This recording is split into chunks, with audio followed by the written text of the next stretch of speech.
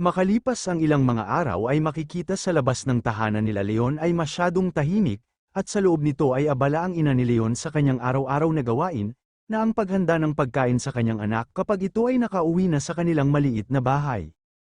At tumingin siya sa labas ng kanilang tahanan na kanyang iniisip na kumusta na ang kanyang anak sa mga oras na ito. Sa labas naman ng gubat ay dito makikita si Leon na lumingon sa direksyon kung saan ang kanyang mga kasama. Habang kanyang tiningnan ang kanyang mga kasama sa kanyang likod ay iniisip niya kung ano ba ang kanyang dapat na sabihin. Dito ay narinig niya ang mga reklamo ng mga mangangalakal na kanyang ginagabayan sa paglalakbay sa gubat dahil sobrang sakit na raw ng kanilang mga katawan sa walang tigil na paglalakad.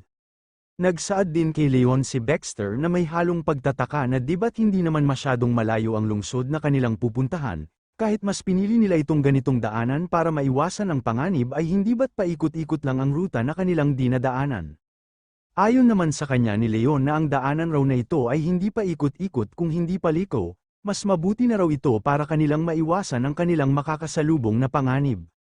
At habang pinapakiramdaman ni Leon ang halaman sa gubat ay ipinaliwanag niya sa kanila kung ano ang mga sinabi ng gubat, sabay nagpatuloy na naglakad si Leon na kanyang sinaad sa kanyang mga kasama na kapag makalabas na raw sila dito sa gubat ay ligtas na sila sa panganib. Itong matabang mangangalakal na sumusunod kay Leon ay masyado siyang nagtataka dahil sobrang pag-iingat naman raw ang kanilang ginagawa. At makalipas ang ilang sandali sa gitna ng mahaba nilang paglalakbay sa gubat ay malapit na silang dumating sa hangganan ng Hellprey na ang timog na ruta ng Piran Merchant Guild. Habang sila ay naglalakbay sa masukal na kagubatan ay lumingon ng isang mangangalakal sa kanyang kasama na kanya itong tinanong na kung ayos lang raw ba siya sa kanyang pagbubuhat ng isang tao kahit sobrang hirap ang kanilang paglalakbay, kung hindi lang raw sana nakipag-away si Tilok sa isang ogre ay hindi sana mangyayari sa kanya ang ganito. Si Tilok na nakikinig sa pag-uusap ng kanyang mga kasama ay hindi na lang siya nakapagsalita dahil kasalanan naman niya itong lahat. Tumugon din ng isang mangangalakal na nagbubuhat kay Tilok na ayos lang raw siya. Dahil nakabenta naman sila ng marami at mas lalong naging magaan pa nga ngayon ang kanilang karga. Dito ay makikita si Leon na kanya munang nilinis ang maaari nilang daanan para wala nang sagabal kapag dumaan na ang iba niyang mga kasama. At bigla na lang siyang lumingon sa kanyang likod dahil tinawag ni Baxter ang kanyang pangalan, tanong pa sa kanya ni Baxter na kung ayos lang raw ba siya sa kanyang ginagawa, humingi lang naman ng paumanhin sa kanya si Leon dahil medyo lubak-lubak raw ang daanan na kanyang nagawa. Pero huwag na raw silang mag-alala dahil naamoy na niya ang lungsod kaya malapit na silang makarating. Nang narinig ng matabang mangangalakal na malapit na silang makarating sa lungsod ay kanyang tinanong si Leon na kung totoo raw ba ang kanyang sinabi na malapit na sila.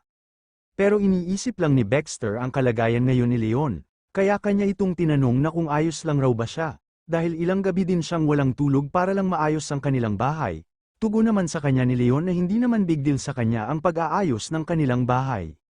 Idinagdag pa ni Leon kay Baxter na sa katunayan sa buong biyahe nila dito ay ang tangi lang niyang iniisip ang kwento galing sa kanila patungkol sa pakikipagsapalaran dito sa labas. Ang kwento raw sa syudad ay natatansya lang niya base sa kanyang mga naamoy galing sa malayo. Sabi naman sa kanya ni Baxter na masyado raw nakakapanibago na hindi pa siya nakarinig ng mga kwento galing sa labas ng mundo. Sagot naman ni Leon kay Baxter na parang ayaw raw pag-usapan ng mga tao sa kanilang nayon ang patungkol sa mundo dito sa labas. At maging ang kanyang ina ay ayaw din niyang banggitin ang patungkol sa labas ng mundo. Bigla namang sumali sa kanilang pag-uusap ang matabang mangangalakal dahil malinaw na kaya ayaw nilang pag-usapan ang mundo dito sa labas dahil nag-alala lang sila sa katulad ni Leon na madaling malinlang, ang katulad raw niya na isang bata ay talagang madaling malinlang doon sa labas. Isa pa ay alam din niya kung ano talaga ang totoong nararamdaman ng mga taga-nayon, pero kinakailangan pa rin na makaranas si Leon ng kaunting parusa habang siya ay tumatanda upang maging ganap na siyang adult. Sabi naman sa kanya ni Leon na masaya din pakinggan ang kanyang kwento patungkol sa kanyang kabayanihan, lalong-lalo na ang kanyang kwento na nagsimula lang siya sa wala hanggang sa kung ano na siya ngayon. Nagtanong din si Leon sa dalawa na kung sa tingin raw ba nila na magiging magaling siya doon sa labas, dahil narinig niya sa iba na mahalaga ang sariling kakayahan para makapamuhay sa isang malaking lungsod. Sagot naman sa kanya ni Baxter na siya lang raw ang nag-iisip ng ganoon, samantalang ang matabang mangangalakal ay nagsisisi kung bakit pa niya nabanggit ang salitang yun. Sabay seryoso na sinabi ni Baxter kay Leon na sa tono raw ng kanyang pananalita ngayon ay sa tingin niya hindi pa siya nakalabas sa kanilang nayon, ipinagbabawal ba sa kanya ng punong nayon na umalis sa kanilang nayon? Ayon naman ni Leon na hindi raw eksaktong ganoon, Siyempre gusto din niya na marinig ang ganoon na mga kwento tungkol sa labas ng mundo. Pero sa huli ang kanyang sariling desisyon ang kanyang pinili na hindi na lang siya lalabas sa kanilang village. Minsan naisip din niya ang patakaran sa kanilang nayon na ang lahat ng iyon ay para lang sa kanyang ikabubuti. Ang dami din ng paraan ng mga tao sa kanilang village na alagaan lang siya. Pero bukod doon ang kanilang village lang din ang tanging lugar na tumatanggap sa kanya at kung sino talaga siya. Sa kwento ni Leon ay seryoso na nakikinig sa kanya si Baxter, dahil muli na namang ipinagpatuloy ni Leon ang kanyang kwento. Kwento pa niya na kaya din siya hindi lumabas sa kanilang village dahil iniisip niya ang kanyang ina na nag-iisa sa kanilang bahay. Simula raw na isinilang ng kanyang ina ang isang katulad niya ay hindi na siya umalis sa kanilang tahanan sa buo niyang buhay.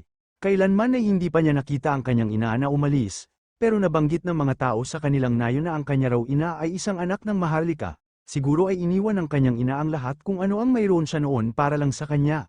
Kaya paano naman siya makakaalis sa kanilang nayon para mamasyal at magpapakasaya sa kanyang sarili? Idinagdag din sa kanila ni Leon na malamang naging mahirap din siya pakisamahan noon, dahil sinasabi nila na noong sanggol pa lang siya ay hilaw na karne ang kanyang gustong kainin na parang isang totoong ogre. Nagsalita naman si Baxter kay Leon na noong una raw silang nagkita ay mayroon siyang napansin, kung mayroon raw bang nagsabi sa kanya na kanyang abangan kung saan dadaan ang grupo ng Piran mula doon sa gubat. Sa tanong ni Baxter ay naging seryoso ang mukha nitong matabang mangangalakal na kanyang hinihintay ang kasagutan ni Leon. Maging si Leon ay nagtataka din kung bakit siya napadpad doon sa kagubatan sa mga oras na yun. Kaya ipinaliwanag ni Leon kay Baxter na sa mga oras raw na yun ay nagkataon lang na nandoon siya sa kagubatan. Hindi naman naniwala si Baxter sa sagot ni Leon dahil sa tingin niya ay nagsisinungaling lang si Leon. Sa kabila ng kanilang pag-uusap ay napapaisip itong matabang mangangalakal na kanyang sinabi kay Leon na masyado raw talaga siyang nagpapasalamat sa pagligtas ni Leon sa kanilang mga buhay. Ngunit kung palihim raw siyang inutusan doon ay dapat lang na kanila itong pag-usapan. Sa tugon ng mangangalakal ay napanganga na lang itong si Leon dahil kahit anong paliwanag niya na siya ay nagkataon lang na napadpad doon ay hindi siya pinapaniwalaan. At mas lalong nagulantang si Leon na hindi na alam ang dapat na gawin dahil pinipilit siya ni Baxter na kanyang aminin sa kanila kung ano ang katotohanan. Kaya ipinaliwanag ni Leon sa kanila na sa totoo lang ang kanyang pagpunta doon sa kagubatan ay wala namang kinalaman sa digmaan o anumang nakababahala.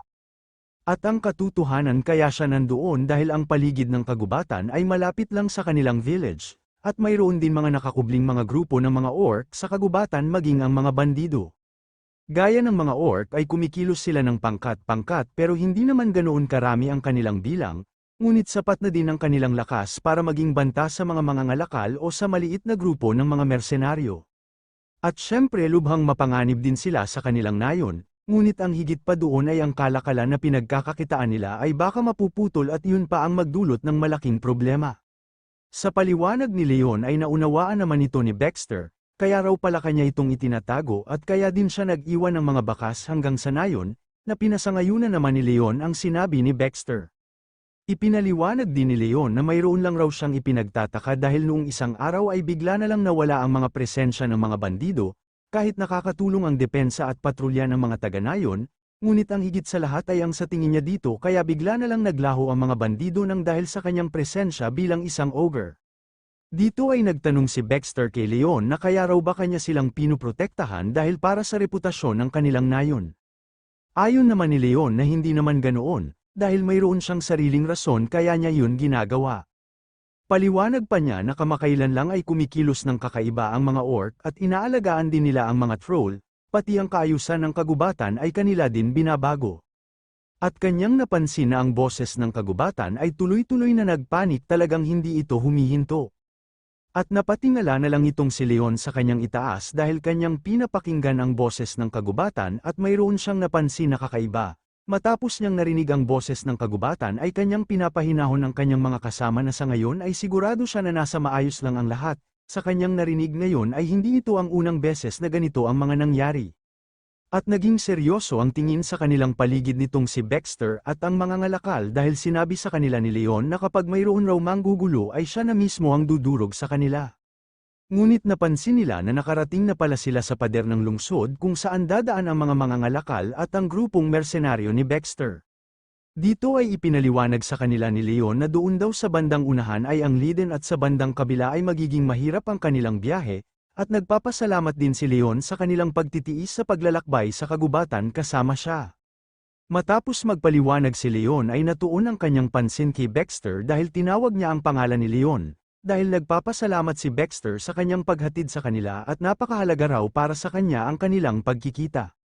Sabi din ng matabang mangangalakal kay Leon na isang napakalubha raw ang kanilang pagkikita, dahil inutang pa niya kay Leon ang kanyang buhay, talagang ang isang nilalang pa na ibang lahi ang nagligtas sa kanya. At taos-puso din siya na sana matupad ni Leon ang kanyang hangarin na sana makapaglakbay siya sa labas ng nayon. Sa sinabi ng matabang mangangalakal ay tumugon sa kanya si Leon na balang araw ay makakapaglakbay din siya sa labas ng kanilang nayon. Ipinaliwanag din ng matabang mangangalakal kay Leon na maaaring mas mapapadali ang kanyang paglalakbay kumpara sa iniisip niya ngayon, dahil nakita niya noong nakaraan ang grupo ng mga palaboy-laboy na sila ay naglalakbay kasama ang iba't ibang nilalang na hindi tao. Ang grupo na iyon ay tinatawag na noon circus, sila ay naglalakbay sa buong mundo at kumikita. Sabi din ni Baxter na narinig niya na ang pinuno ng grupo na iyon ay nakakagulat na makatwiran para sa isang palaboy na artista, saad din ni Baxter sa matabang mangangalakal na inaakala raw talaga niya na puro lang siya pangangalakal ngunit alam din pala niya ang patungkol dito. Matapos silang mag-usap ay nagpaalam na si Leon kay Baxter at ang grupo ng mangangalakal, at nang tuluyan ang nakapasok sa gate ang grupo ng mga ngalakal at mersenaryo ay naging seryoso ang mukha ni Leon, sabay tiningnan niya ang buong paligid sa kagubatan, nang siya ay naglakad na upang bumalik sa kanilang nayon ay nag-alala siya na natanong sa kanyang sarili na kung ano na raw ba ang nangyari ngayon sa kanilang nayon. Ngunit sa hindi inaasahan ni Leon ay nang pagtingin niya sa mga halaman at mga puno sa gubat ay tila ba mayroon nitong sinasabi sa kanya na mayroong masamang nangyari. Kaya dali-dali siyang tumalon para makabalik na doon sa kanilang nayon para kanyang matingnan kung ano ba talaga ang nangyari. Bumalik naman ang eksena walang taon na ang nakalipas dito sa kanilang maliit na nayon na mayroong maraming alagang baboy. Makikita dito si Leon na maliit pa at nagulat siya dahil mayroong tumawag sa kanyang pangalan, ang tumawag pala sa kanya ay itong katabi niya na lalaki at kanyang tinanong si Leon na kung ilang taon na raw ba siya ngayon. Sa tanong ng lalaki ay iniisip ni Leon kung ilang taon na siya. At nang ipinaliwanag ni Leon na siya ay 5 taon gulang na, ay nasabi na lang ng lalaki na hindi raw ito kapanipaniwala dahil sa 5 taong gulang ni Leon ay ganito na siya kalaki. Kaya hinawakan ng lalaki ang mukha ni Leon na kanyang ipinaliwanag na sa ganitong edad raw niya ay masyado na siyang malaki kumpara sa normal na tao, samantalang makikita itong ina ni Leon na abala sa pag-slice ng mga karne ng baboy na kanilang inihaw. Sinabi din ng lalaki kay Leon na ngayon raw ay nagsisimula na si Leon na lumaki. Nainis naman si Leon dahil hindi binitawan ng lalaki ang mahigpit na pagkahawak sa kanyang ulo. Kwento pa sa kanya ng lalaki na nakita raw niya kay Leon ang kanyang nakaraan noong siya ay bata pa noong inagaw sa kanya ng isang lord at mga kabalyero ang kanyang pamilya at ang lahat niyang pagmamay-ari at tahanan, siya ay tumakas sa panahon na yun sa mapanganib na kagubatan. At nang siya ay nagising ay mayroon siyang kakaibang nakita sa kanyang harapan, iyon ay itong maliit na bakod ng nayon. Sa panahon na yon ay 10 taon gulang pa lang siya. Sa kabila ng pagkwento ng lalaki ay hindi niya napansin na nakatulog na pala si Leon. Ngunit kahit na ganoon ay ipinagpatuloy pa rin ng lalaki ang kanyang kwento, sa kaso raw na yon ay itong kanilang nayon lang ang tumanggap sa kanya. Marahil lahat ng kanilang kinakailangan ay nandito na sa kanilang nayon. Sa tingin niya ay parehas sila ni Leon na pinagdaan ng hirap sa kanilang mga buhay. Sa kasalukuyan ay makikita sa unahan ng kagubatan sa lokasyon kung saan ang kanilang village ay tila ba nasusunog, si Leon na tiningnan ang kanyang unahan ay napapatanong siya kung ano raw ba itong kanyang nakikita. Ano raw ba talaga ang nangyari sa kanilang village bakit nagkaganito, kahit ang kagubatan ay wala naman sinasabi na mayroong mga halimaw, ngunit natigil sa pagtataka si Leon ng kanyang naisip ang kalagayan ngayon ng kanyang ina doon sa kanilang maliit na bahay. Dito ay nakita niya ang kanilang maliit na bahay ay ayos lang at walang nangyari, kaya masyado siyang nagpapasalamat dahil wala sa panganib ang kanyang ina. Dito ay nagpatuloy na namang naglakad si Leon sa gitna ng kagubatan para puntahan ang ibang bahagi sa kanilang nayon, ngunit nanlaki ang kanyang mga mata sa kanyang mga nakita, dahil nakita niya ang isang lugar na nasusunog at kanyang napagtanto kung sino o kaninong lugar itong nasusunog. Kaya hindi mapigilan ni Leon na tingnan ang buong paligid para malaman kung anong nilalang ang gumawa nito. Sa kabila ng pagmamasid ni Leon sa buong paligid ay iniisip niya na sa kanya raw na amoy dito ay isa lang itong ordinaryong apoy, sa tingin niya ay mayroong nagsindi nitong apoy at nagsunog ng insenso, natatabunan ng amoy ng insenso ang amoy sa kanilang nayon. Ano raw ba ang dapat niyang gawin at sino raw ba kaya ang may gawa nito? Kinakailangan niyang magmadali na bumalik doon sa loob ng nayon. Ngunit natigil sa kanyang iniisip si Leon nang mayroon siyang narinig na tumawag sa kanyang pangalan. Dahil dito ay dali-dali na lumingon si Leon sa kanyang likod, at dito nakita niya ang lalaki na parati niyang kausap kapag mayroon siyang bakanting oras na ito ay sugatan at malapit ng mamatay. Kahit malapit ng mamatay ang lalaki ay patuloy pa rin niya na binanggit ang pangalan ni Leon na tila ba mayroon itong gustong sabihin kay Leon. Sa may mahinang boses ay sinabi niya kay Leon na tingnan raw niya ang kanyang kalagayan ngayon.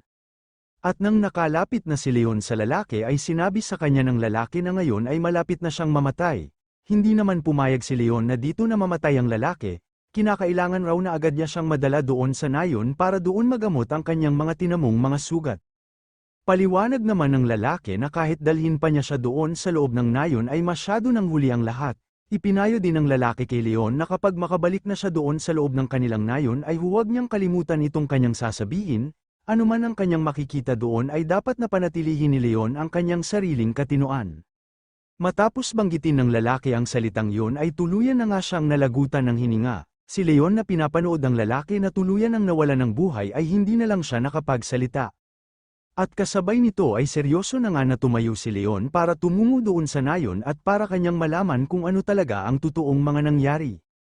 Bago siya umalis ay tumingin muna siya sa kalangitan na mayroong inaalala, kanyang naalala noong panahon na kapag wala siyang ibang kausap ay nasa tabi lang ang kanyang uncle para kausapin siya. Kaya hindi mapigilan ni Leon na tumulo ang kanyang mga luha nang dahil sa pagkamatay ng tao na malapit sa kanya at tanggap siya kung ano ang kanyang pagkatao. Sa harapan naman ng gate ng nayon ay makikita ang mga bantay na kanilang hinanda ang kanilang mga pana at mga espada nang dahil maraming mga halimaw ang umatake at gustong pasukin ang nayon. Dito ay makikita ang grupo ng mga mamamana na kanilang pinakawalan ang kanilang mga palaso para patamaan ang mga halimaw na gustong umakyat sa kanilang gate. At sumambulat sa ibaba ng kanilang gate na nagtipon-tipon ng maraming mga orc at mga troll para kanilang pasukin ang gate ng nayon. Upang magawang makaakyat ang mga halimaw sa gate ng nayon ay nagdala sila ng mataas na hagdanan upang dito sila dumaan papasok sa nayon para ubusin ang mga tao na nakatira dito. Itong lalaki na may dilaw na buhok ay kanyang pinaalam sa lahat niyang mga kasama na ang mga halimaw ay nagsimula ng umakyat sa kanilang pader. Lahat ay ihanda ang kanilang mga sandata para pigilan ang mga halimaw na hindi makaakyat sa pader ng kanilang village. Ipinayo din niya sa mga mamamana na dapat na kanilang unahin ang mga troll na mayroong bitbit na hagdanan, at nang pagtingin niya sa unahan ay natulala na lang siya sa kanyang nakita, at napamura dahil paano raw ba naging ganito kabilis naging organisado ang grupo ng mga orc. Sa tingin niya ay mayroong isang tao ang namumuno nitong mga halimaw, ngunit biglang sumigaw itong kanyang isang kasama sa likod na kanyang pinaalam sa lalaking may dilaw na buhok na tingnan niya sa kanilang unahan. Dito ay nakita nila sa pinakaunahan na nagtipon-tipon ang mga matataas na namumuno sa mga halimaw, ito ay ang mga goblin at troll, sila ay mayroong bitbit na mga sibat, at ang higit pa doon ay nakita din nila sa pinakagitna ang pinakapinuno ng mga hukbo ng halimaw na nakasakay sa isang hugis asong halimaw. Makikita itong aso na halimaw na nakatali ang kanyang bibig at wala na siyang ibang nagawa kung hindi sundin ang mga utos nitong pinuno ng mga halimaw. Ang lalaki na may dilaw na buhok nang malinaw niyang nakita ang mga halimaw sa unahan ay agad niya itong nakilala, ngunit makikita lang itong pinuno ng hukbo ng mga halimaw na nanlilisik ang kanyang mga mata na tila ba gusto na niyang wasakin ang village. Ang kanyang mga hukbong halimaw sa kanyang likod ay hinihintay na lang ang utos ng kanilang pinuno kung sila ba ay sabay-sabay na umatake sa pader ng nayon. Dito ay dahan-dahan na nga na lumapit ang pinuno ng mga halimaw habang bitbit niya ang isang mataas na sibat. Habang kanilang pinapanood ang pinuno ng mga halimaw ay napapatanong itong isang lalaki na mayroong hawak na telescope na sa laki raw ng halimaw ay hindi na ito matatawag na orc at ngayon lang din siya nakakita na ang isang orc ay kayang makapagpaamo ng isang warg. Paliwanag naman ng lalaki na mayroong dilaw na buhok na ang kanilang nakita ngayon ay isang urok na nagmula sa wasteland, isang nilalang na makikita lamang doon sa Truvinian battlefield, at napapatanong din siya na kung bakit nandito ang ganitong halimaw. Sinabi din niya sa lahat niyang mga kasama na ang kanilang sitwasyon ngayon ay hindi simpleng pagsalakay ng grupo ng mga orc, ngunit hindi pa siya natapos sa pagsasalita ay biglang sumigaw ng napakalakas ang isa niyang tauhan dahil tinamaan ito ng sibat sa kanyang balikat. Habang patuloy na sumisigaw ang lalaki ay natulala naman ang lahat niyang mga kasama dahil nakita nila sa sibat ang isang ulo ng tao na nakatali sa sibat. At napasigaw din sila dahil ang paghagis raw sa kanila nitong sibat na mayroong ulo ng tao ay tila nagbigay ang halimaw sa kanila ng mensahe. Ang lalaki na may dilaw na buhok ay kanyang pinahinahon ang kanyang mga kasama at inutusan niya sila na kinakailangan na kanilang magamot ang kasama nila na nasugatan, samantalang itong pinuno ng hukbo ng mga halimaw ay kanya nang pinatakbo ang kanyang sinasakyan na ward para pangunahan ang pag-atake, nang gagalaiti pa niyang sinisigaw sa mga taga-nayon na ilabas nila ang walang hiya na ogre.